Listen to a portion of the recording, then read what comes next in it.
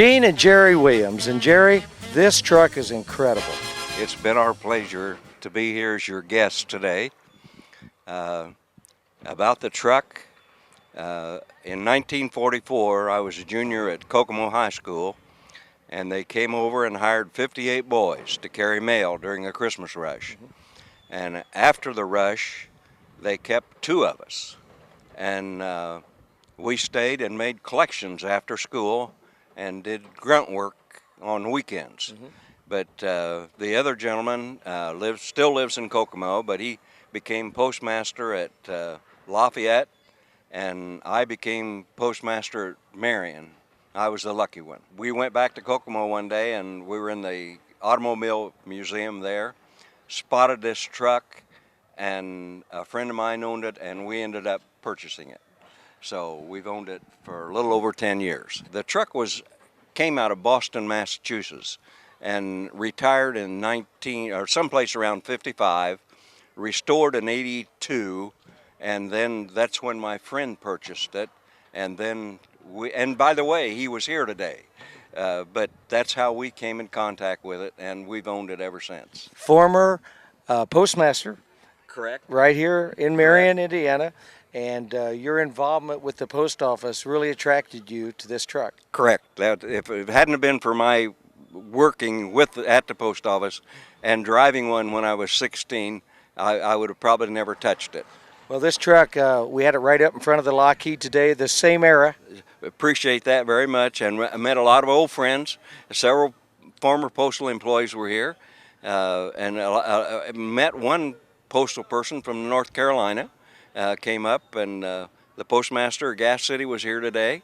So met a lot of nice people, and former and present postal people. That's what's special about the FlyInCruiseIn. It's almost like a homecoming. Hundreds of people are involved in some manner with the FlyInCruiseIn. This being 20 years, it was a very special day. And I haven't seen one unhappy person here today.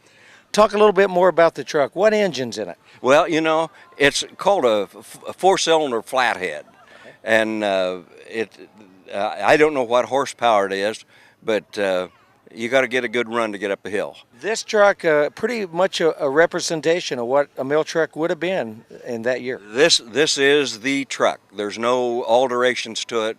It's just like it was used on the streets back in those days. To my knowledge, there's less than 100 of them on the streets. There may be some in garages or barns that we don't know about, but the last I heard, there was actually only 67 of them. Jerry, I was wondering, in 1931, would the United States government or post office, would they contract with Ford and buy a whole fleet of these? That's exactly how it worked. Along with this truck, I got the original specs, and it's a pretty thick little packet. The number on the truck identified it as to when it was purchased and which block it was in. Back in those days, they had relay boxes scattered all around town. They were big green boxes, and the carriers would tie out their mail, and they would have more than the sack would hold. So they would tie them out. They called them relays, and this gentleman that drove the truck, he would deliver those relays.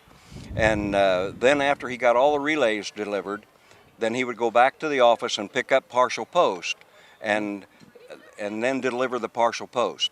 The carrier didn't have to carry much more than anything over 3 inches in diameter. Jerry, we appreciate the grand effort loading this truck up and bringing it down here all the way from Lake Tippecanoe. You're our former postmaster here in Marion, and your wife, Jean. It's folks like you that make the FlyInCruiseIn what it is today, and we hope to see you next year.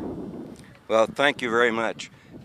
It's been our pleasure. We've seen nothing but smiling faces here today, and your committee has done a great job. Thank you.